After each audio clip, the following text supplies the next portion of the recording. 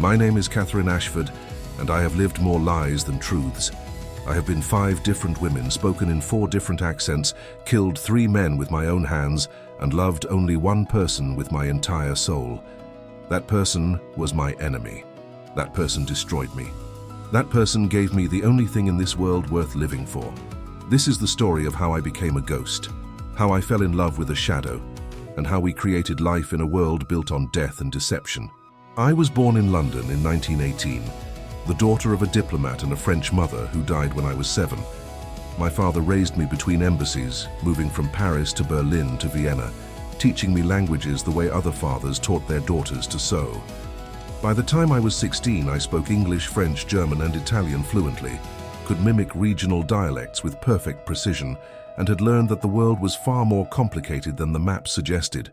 People were not simply British or French or German. They were layers of loyalty, self-interest, fear, and desire. And understanding those layers was the key to understanding everything. When the war began in 1939, I was 21 and working as a translator at the Foreign Office. It was tedious work, translating correspondence and diplomatic cables, but it kept me close to information, close to power.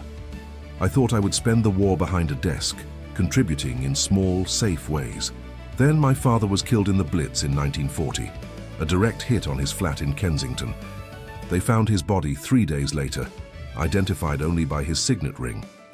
Something broke in me that day, or perhaps something that had always been dormant finally woke up. I went to the War Office and volunteered for Special Operations Executive, the organization Churchill had created to set Europe ablaze through sabotage, subversion, and espionage. They told me women weren't used for field operations. I told them I spoke 4 languages, could pass for French in any region of the country, and had nothing left to lose. They told me to come back in a week. The training was brutal. 6 months in the Scottish Highlands, learning to shoot, to fight, to kill silently and efficiently. Learning to create false identities so convincing that I could fool my own mother if she was still alive. Learning to lie without hesitation, to betray without remorse, to survive by any means necessary. They broke us down to nothing and rebuilt us as weapons. Some candidates couldn't handle it, broke under the pressure, washed out. I thrived. For the first time since my father's death, I felt alive. I had purpose, I had direction, I had rage, and they were teaching me how to weaponize it. In March 1943, I was given my first mission. The French resistance network in Lyon had been compromised by the Gestapo. Dozens of operatives arrested, tortured, executed. SOE needed someone to infiltrate what remained of the network, assess its viability, and either rebuild it or shut it down completely. I would be inserted by parachute drop, carrying false identity papers identifying me as Marie Dubois, a widow from Marseille whose husband had died fighting with the Free French. My cover story was simple, believable, and gave me a reason to move around without suspicion. They gave me a cyanide pill to carry in a false tooth. If I was captured, if torture became unbearable, I could bite down and be dead in 30 seconds. They told me it was painless. I didn't believe them, but I took it anyway. Better a painful death of my own choosing than whatever the Gestapo would do to me. I parachuted into France on a moonless night in April 1943. The drop was clean, the reception committee waiting exactly where they should be. 2 men, faces hidden in darkness, who whisked me away to a safe house in the countryside and left me with instructions to wait. Someone would contact me within 48 hours.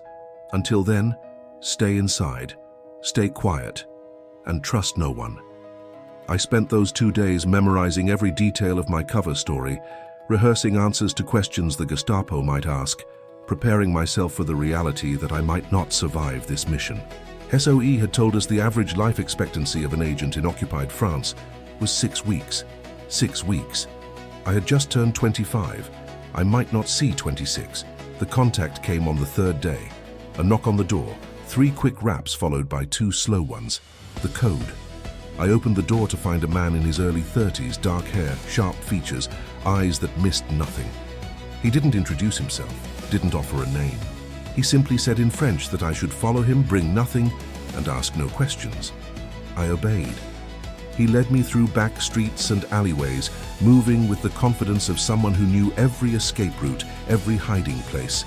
We entered a building through a basement entrance, descended into what looked like old wine cellars, and emerged into a room where a dozen people sat around a table covered with maps and documents. They stopped talking when we entered. Every eye turned to me. The man who had brought me finally spoke. His name was Julian Moreau, and he was the leader of this resistance cell. The others around the table were his lieutenants, his most trusted operatives. They had survived the Gestapo's purge through luck and caution, but they were decimated, desperate, and deeply suspicious of outsiders, especially outsiders who arrived with London's blessing. Julian questioned me for 3 hours. Every detail of my cover story, every aspect of my training, every reason I had for volunteering. He was methodical, relentless, probing for inconsistencies or lies. I answered everything calmly, matching his intensity without showing fear. I understood what he was doing. He had lost people, probably friends, to German infiltrators and collaborators. Trust was a luxury he couldn't afford. Finally, he seemed satisfied. Or at least, satisfied enough to give me a chance. He told me about the network, about what they had been doing before the purge and what they hoped to rebuild.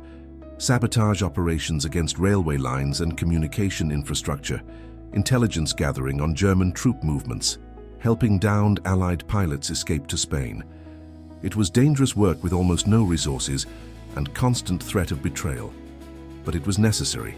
It mattered. I told him I was ready. He smiled for the first time, a brief sardonic expression that didn't reach his eyes, and said that everyone thought they were ready until the reality hit them. We would see if I was different. Over the following weeks, I proved myself. Small tasks at first, delivering messages, observing German patrol patterns, acting as lookout during supply drops. I was careful, methodical, never taking unnecessary risks. Julian watched me constantly, assessing, judging. I could feel his suspicion beginning to soften into something like respect. I also found myself watching him. Julian Moreau was unlike anyone I had met before. He moved through the world with absolute certainty, making decisions that could cost lives without hesitation or doubt. He was charismatic, inspiring fierce loyalty from his people. But there was also a darkness in him, a hardness that came from seeing too much, losing too much. He rarely spoke about his past, but I learned fragments from others. He had been a professor at the Sorbonne before the war, teaching philosophy. His wife and daughter had been killed in the initial German invasion, caught in a bombing raid while trying to flee Paris. He had nothing left but the resistance, no life beyond the fight. I understood that darkness. I carried my own. Perhaps that's why we gravitated toward each other. Two people hollowed out by loss, finding temporary refuge in shared purpose. The shift from colleagues to something more happened gradually, so gradually that I didn't recognize it until it was too late. Conversations that lasted longer than necessary, glances that held a moment too long, the way he would position himself near me during operations, as if unconsciously placing himself between me and danger. The way my heart would accelerate when he entered a room. I knew it was dangerous. I knew falling for someone on a mission violated every principle of operational security. I knew that emotional attachments created vulnerabilities that could get us both killed. But knowing something intellectually and being able to control your heart are two very different things. The first time we kissed was in July, after a successful sabotage operation on a German ammunition depot. We had watched it burn from a hillside 2 miles away, secondary explosions lighting up the night sky like fireworks. The adrenaline, the triumph, the shared relief of survival, it all combusted into something I couldn't control, or perhaps didn't want to control. He pulled me close in the darkness, his hands framing my face, and kissed me with a desperation that matched my own. It wasn't gentle or romantic. It was raw need, two people clinging to each other in a world trying to tear them apart. When we finally broke apart, breathing hard, he whispered that this was insane, that we were both insane. I agreed. Then I kissed him again. We became lovers that summer, stealing moments whenever we could, knowing each time might be our last. We made love in safe houses and abandoned buildings, In forests and cellars, always listening for footsteps, always ready to run. There was no future in what we had, no possibility of normal life. We existed in an eternal present, living for moments of connection between operations that could kill us. I told myself it didn't compromise the mission. I told myself I could separate Catherine Ashford, the spy, from Marie Dubois, the woman in love. I told myself a lot of lies that summer. Julian never asked about my past, never pressed for details beyond my cover story. I thought it was discretion, an understanding that everyone in the resistance carried secrets. Now I wonder if it was something else. If he avoided my past because he didn't want me asking about his. In August, we received intelligence about a high-level German officer scheduled to travel through Lyon. Standartenführer Ernst Richter, a brutal Gestapo commander responsible for countless arrests and executions. London wanted him eliminated. It would be a major blow to German intelligence operations in the region and a powerful symbolic victory for the resistance. Julian planned the operation with characteristic precision. We would ambush Richter's convoy on a rural road, using explosives to disable the vehicles and shooters positioned in the trees to eliminate any survivors. It was risky, requiring split-second timing and absolute coordination, but Julian was confident. He had planned dozens of successful operations. This would be no different. The night before the operation, Julian and I lay together in a safe house attic, listening to rain drum on the roof. He was quieter than usual, distant. I asked what was wrong. He said nothing, just that he had a bad feeling about this operation. Too many variables, too much that could go wrong. I told him we could call it off, that no operation was worth his life. He smiled sadly and said that everything was worth his life if it meant defeating the Germans. He had nothing else. Nothing except, he added quietly, me. He told me that night that he loved me. It was the first time either of us had said it, had given voice to what we both felt. I should have been happy. Instead, I felt a cold dread settle in my chest. Because love made you vulnerable. Love gave you something to lose. And in our world, having something to lose was the most dangerous thing possible. I told him I loved him too. It was true, but it was also the beginning of the end. The ambush went perfectly, too perfectly. Richter's convoy appeared exactly on schedule, moving at exactly the expected speed. The explosives detonated precisely as planned, flipping the lead vehicle and blocking the road. Our shooters opened fire, eliminating the guards with practiced efficiency. Within 3 minutes it was over. Richter was dead along with his entire escort. We had suffered no casualties, a perfect operation, except it wasn't. Because as we were leaving the ambush site, as Julian was organizing the withdrawal, I noticed something that made my blood run cold. One of the German bodies was wearing a radio operator's insignia, and his radio was active, transmitter light still glowing. He had sent a signal before dying, which meant the Germans knew exactly where we were. I grabbed Julian, told him we needed to move immediately, that we'd been compromised. He reacted instantly, shouting orders, getting everyone moving. We ran through the forest, abandoning protocol, abandoning stealth, just running. Behind us, I could hear vehicles, dogs, voices shouting in German. They were close, too close. We scattered, breaking into pairs as planned for exactly this scenario. Julian and I ran together, crashing through underbrush, lungs burning, legs screaming. We could hear the dogs getting closer. They would catch us within minutes. We needed a miracle. The miracle came in the form of an abandoned farmhouse, half collapsed but with a cellar that looked like it might hide us. We climbed down, pulled debris over the entrance, and huddled in the darkness, trying to control our breathing, trying to silence our racing hearts. Above us, we heard soldiers searching the farm, dogs barking, voices shouting orders. They were thorough, checking everything. It was only a matter of time before they found the cellar. Then, inexplicably, they moved on. The voices faded. The dogs grew distant, the sounds of the search disappeared. We waited hours in that cellar, not daring to move, not daring to believe we had survived. Finally, as dawn light filtered through the debris, Julian whispered that we should move, get back to Lyon, regroup with whoever else had survived. We emerged from the cellar cautiously, ready to run. The farmyard was empty.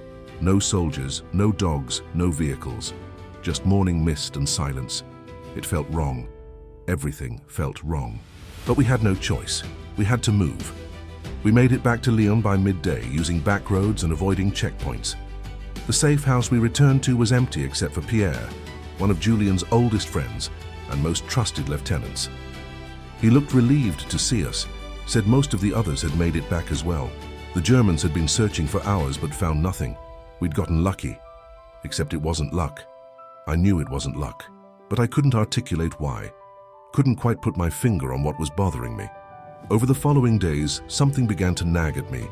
Small inconsistencies, tiny details that didn't quite add up. How the Germans had known the exact route Richter would take, a route that was supposed to be secret. How they had responded so quickly to the ambush, almost as if they had been waiting nearby. How they had failed to find us in the cellar, despite searching so thoroughly. And there was something else, something I noticed about Julian. He had started disappearing for hours at a time, offering vague explanations about meeting contacts or arranging supply drops. His behavior had changed subtly, a new tension in his shoulders, a guardedness in his eyes that hadn't been there before. I told myself I was being paranoid. The stress of the mission, the constant danger, was making me see patterns that didn't exist.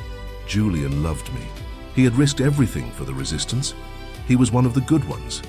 But I was a spy. Paranoia was part of my training. And my training told me that something was very, very wrong. I began investigating quietly, carefully, using my access to the network to check details, to verify stories, to look for inconsistencies. What I found terrified me. The safe house where we'd hidden during the ambush wasn't abandoned. It belonged to a French collaborator who worked for the Gestapo. The route Richter took through Lyon had been changed at the last minute, information that should have been impossible for us to know. And 3 previous resistance operations that Julian had planned had all ended with mysterious narrow escapes, operations where the Germans seemed to know exactly where to look but somehow never quite found us. The pattern was unmistakable once I saw it. Someone was feeding information to the Germans, someone high up in our network, someone with access to operational details and London communications, someone who had been protecting certain members of the group, including himself and me, while allowing others to be captured or killed. The realization hit me like a physical blow. Julian was a German agent. He had been working for them the entire time, probably since before I arrived. He was running the resistance cell as a controlled operation, feeding the Germans intelligence, while maintaining enough successful operations to avoid suspicion. He was the reason the network had been compromised in the first place. He was responsible for every arrest, every execution, every betrayal. And I had fallen in love with him. I should have reported immediately to London. I should have arranged for Julian's elimination and gotten myself extracted. But I couldn't, because I didn't have proof, just suspicions and patterns. And because despite everything, despite the horror of what I suspected, I couldn't quite believe it. The man I loved, the man I had risked everything for, couldn't be a traitor. It wasn't possible. I needed proof. I needed to be certain before I destroyed him. I began watching Julian the way he had once watched me, looking for evidence, looking for mistakes. And I found them. Small things at first. A meeting he claimed to have with a contact that never happened. A supply drop he said was cancelled, that I knew had gone through. Conversations he ended abruptly when I entered the room. Then, in September, I followed him. He left the safe house late one night, telling me he needed to check on something, that he'd be back in a few hours. I waited 5 minutes and followed, staying far enough back that he wouldn't notice, close enough that I wouldn't lose him. He went to a cafe in the German Quarter, a place where French civilians never went unless they were collaborators or prostitutes. I watched from across the street as he entered, as he sat down at a table with a German officer in civilian clothes. They talked for an hour, Julian passing papers across the table, the German taking notes. Then Julian left, walking past me without seeing me, heading back toward the safe house. I wanted to vomit. I wanted to scream. I wanted to put my gun against his head and pull the trigger. But I did none of those things, because I had just discovered something even more terrifying than Julian's betrayal.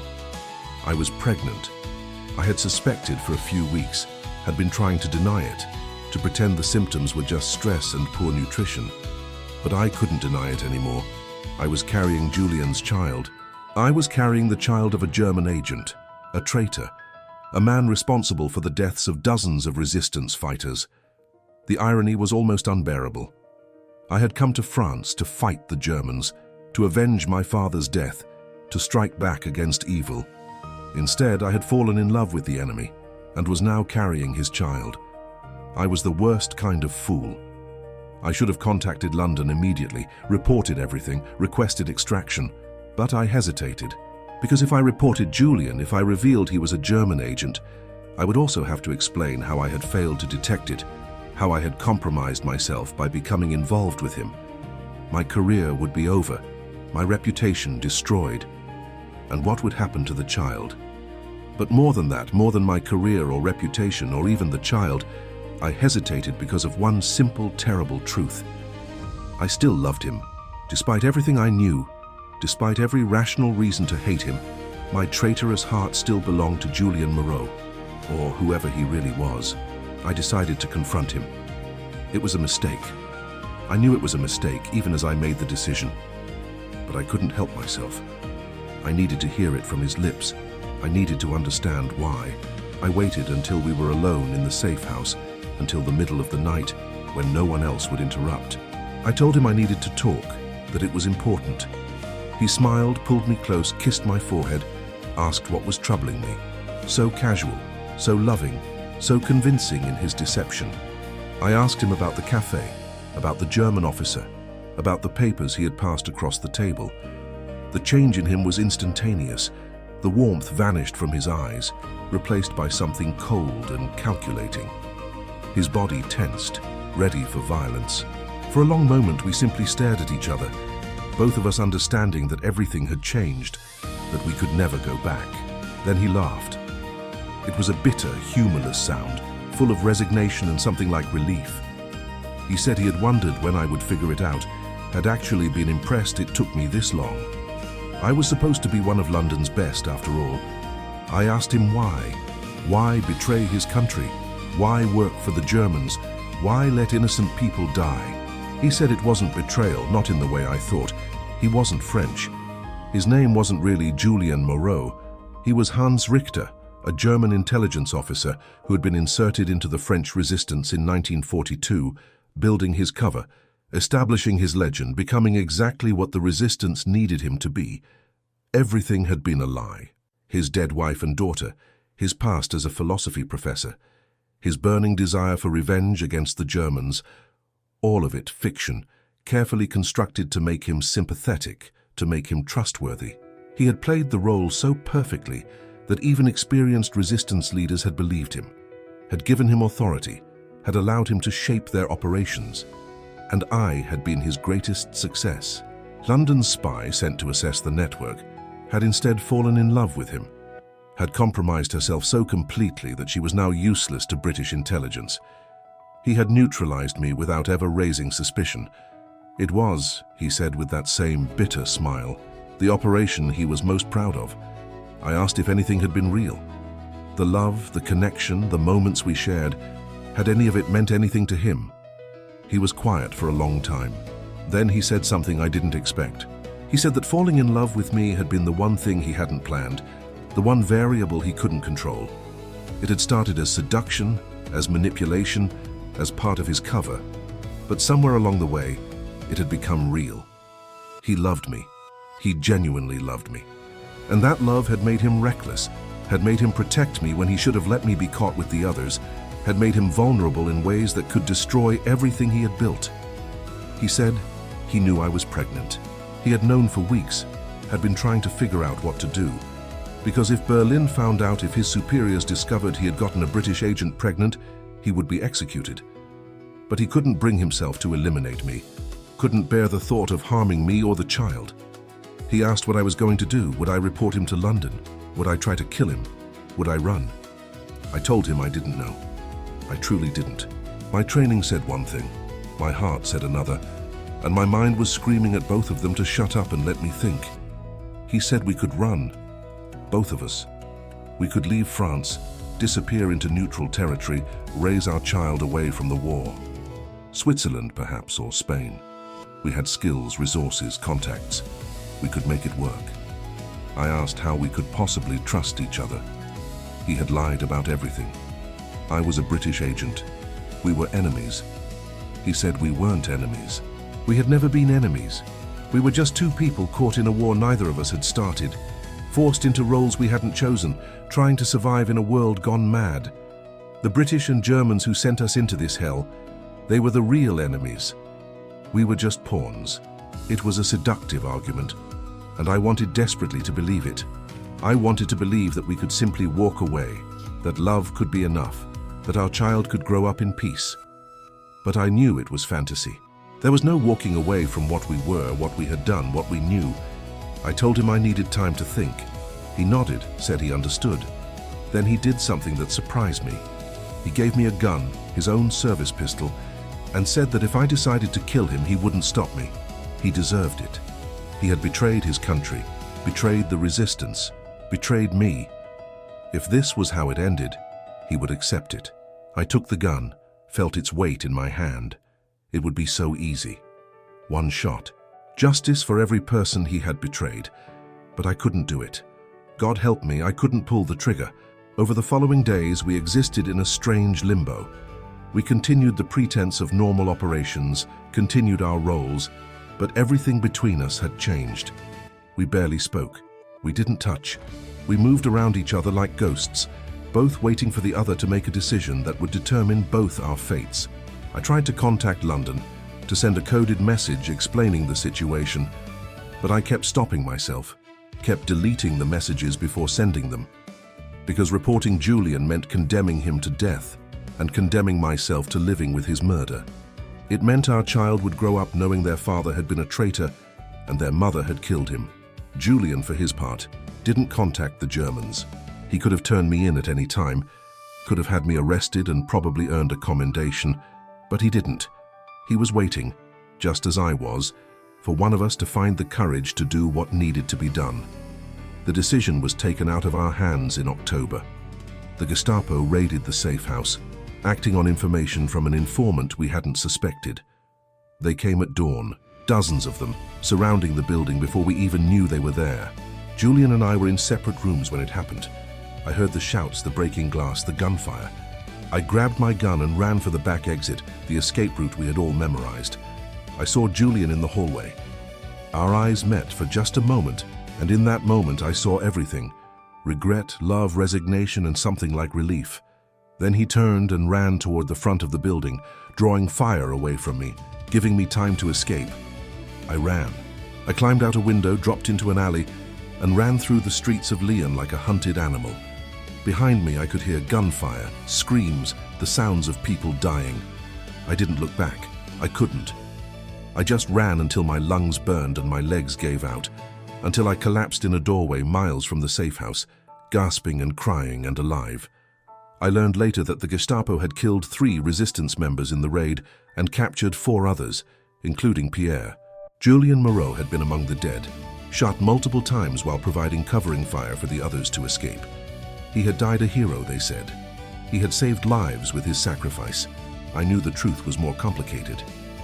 He had died protecting me, protecting our child, protecting the woman who had discovered his secret and could have destroyed everything. He had chosen, in his final moments, to be the man he had pretended to be, rather than the agent he actually was. I made it back to Britain through a covert extraction network, claiming I had barely escaped the raid, that I needed to report on the network's collapse. I told London that Julian Moreau had been a true hero, that the network had been compromised by an informant we never identified, that I recommended the surviving members for commendations. They believed me. Why wouldn't they? I was one of their best agents. I never told them the truth. I never revealed that Julian was a German agent, that I had compromised myself, that I had failed in every possible way. I kept his secret, protected his reputation, allowed him to be remembered as a hero rather than the traitor he actually was. It was the only gift I could give him, the only way to honor what we had shared, even if that sharing had been built on lies. I gave birth to our son in March 1944 in a private hospital in Scotland, where SOE sent agents who needed to disappear for a while. I named him Thomas Julian Ashford, Thomas for my father, Julian for his. I would tell him, when he was old enough, that his father had died fighting the Germans in France. It was true in a way. All the lies I told about Julian were true in some way. I never returned to field operations. I couldn't. The pregnancy had been my excuse, but the truth was, I had lost my faith in the mission, in the clear division between right and wrong, good and evil, us and them. I had learned that the world was far more complicated than I wanted to believe, that good people could do terrible things and terrible people could do good things, and that sometimes love was not enough to redeem either. I spent the rest of the war working intelligence analysis in London, pushing papers, reading reports, contributing to the war effort in small, safe ways. I watched the Allies march across Europe, watched the camps be liberated, watched the full horror of what we had been fighting against be revealed. And I thought about Julian, about the man who had worked for that system, who had enabled that evil, even if indirectly. I thought about how he had claimed to love me while serving the regime that would have murdered me and our child if they had known what I was. But I also thought about his final choice, his decision to sacrifice himself to save me. I thought about the complexity of a man who could be both monster and hero, traitor and lover, enemy and father. I thought about how war reduces us all to impossible choices, and how we live with those choices afterward. Thomas grew up knowing nothing of this complexity. I raised him to believe in simple truths, that his father had been brave, that the war had been necessary, that good had triumphed over evil. I gave him the fairy tale version of history, the one that lets children sleep at night. Maybe when he's older, if I find the courage, I'll tell him the truth, that his father was a German spy, that his mother fell in love with the enemy, that he was born from betrayal and deception, and a love that should never have existed. Or maybe I'll take the truth to my grave and let him keep his illusions. God knows the world will shatter them soon enough without my help. After the war, I tried to find out what happened to Hans Richter, the man I knew as Julian Moreau. I used every contact, every resource I had access to. I learned that he had been born in Hamburg in 1911, that he had joined German intelligence in 1938, that he had been inserted into France in 1942 under deep cover. I learned that his real wife and daughter were alive and living in Berlin, that he had written to them regularly throughout his time in France, that they had no idea what he really did. I learned that he had been awarded medals by both the Germans for his intelligence work and posthumously by the French resistance for his sacrifice. He was a hero to two sides of a war, honored by people who would have executed him if they knew the truth. The irony would have amused him, I think. I also learned something else, something that haunted me for years. In the final months before his death, Julian had been secretly feeding information to the Allies, passing intelligence about German operations to resistance networks he claimed to be infiltrating. He had been playing both sides, trying to engineer a German defeat while maintaining his cover. Whether he did this because he genuinely wanted Germany to lose, or because he was trying to protect me and ensure the Allies won so I would be safe, I'll never know. Perhaps he didn't know himself. Perhaps by the end he was as confused about his loyalties as I was about mine. I never married. How could I? What man would want a woman carrying this burden, these secrets, this impossible history? I had occasional relationships, brief affairs that never developed into anything meaningful. I told myself I was protecting them, that they deserved someone whole rather than someone shattered by the war. But the truth was simpler. I had already loved the one person I could never have, and everyone else was just a poor substitute. Thomas is 45 now. He's a history professor at Cambridge, specializing in World War II resistance movements. He teaches his students about the brave men and women who fought the Germans in occupied France, about heroes like Julian Moreau, who gave their lives for freedom. He's written papers about the resistance, given lectures, appeared on television documentaries. He has devoted his life to honoring the memory of a father he never met, a father he believes was a hero. I attend his lectures sometimes, sitting in the back, listening to him describe Julian's operations, his leadership, his sacrifice. I listen to my son honor the man who betrayed everything I believed in, and I feel my heart break all over again. Because he's not entirely wrong. Julian was those things. He was also something else entirely. He was both and neither, and the truth is too complicated for a university lecture. I'm 76 years old now. My time is running short. Soon I'll face whatever judgment awaits beyond this life, and I'll have to answer for my choices, for loving a traitor, for protecting his memory, for lying to my son for his entire life, for all the people who might have lived if I had reported Julian earlier, if I had put duty above love. I don't know what I'll say in my defense. I don't know if love is justification enough for betrayal, if the heart's truth matters more than the mission's requirements. I don't know if choosing life, mine, Julian's, Thomas's, over duty makes me hero or villain. What I do know is this: war is not a story with clear heroes and villains. It is not a tale where the good are purely good and the evil purely evil. War is moral chaos, a place where every choice is wrong in some way, where survival requires compromises that haunt you forever, where the person you love might be the person you should kill, and those truths have to coexist in your heart until they tear you apart. Julian Moreau was a German spy who infiltrated the French resistance and caused the deaths of dozens of people. Hans Richter was a man who fell in love with his enemy and died protecting her. Both statements are true. Both will always be true, and I will carry them both to my grave, along with the child we made, the life we created from espionage and betrayal and impossible love. This is my story. This is my confession. This is the burden I pass on to anyone who reads these words, especially to my son if he ever finds this after I'm gone. Thomas, if you're reading this, know that I loved you more than life itself. Know that your father, despite everything, loved you too in his own complicated way. Know that you were born from something that shouldn't have been possible, something that violated every rule and principle, but something that was nonetheless real. And know that the war never ended. Not for me, not for any of us who lived through those impossible choices. We just learned to carry the weight until it crushed us. My name is Catherine Ashford. I was a British spy who fell in love with a German agent. I betrayed my country for love. I protected a traitor's memory. I built my son's life on a foundation of lies. Whether that makes me a romantic or a traitor, a victim or a villain, I leave for others to judge. But I will say this: if I could go back, if I could make different choices, I don't know that I would. Because those choices gave me Thomas. Those choices gave me moments of genuine love in a world burning with hate. Those choices made me human rather than simply a weapon.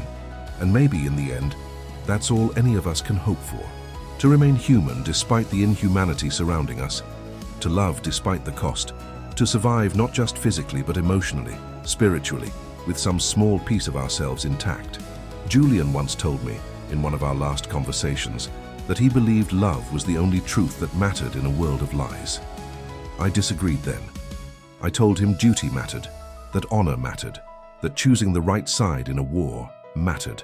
He smiled sadly and said that I would understand someday, when everything else had burned away and only love remained. I understand now. Too late, as always, but I understand. Love was the only truth we had. Everything else, the missions, the loyalties, the sides we chose, was theater, performance, a story we told ourselves to make the killing bearable.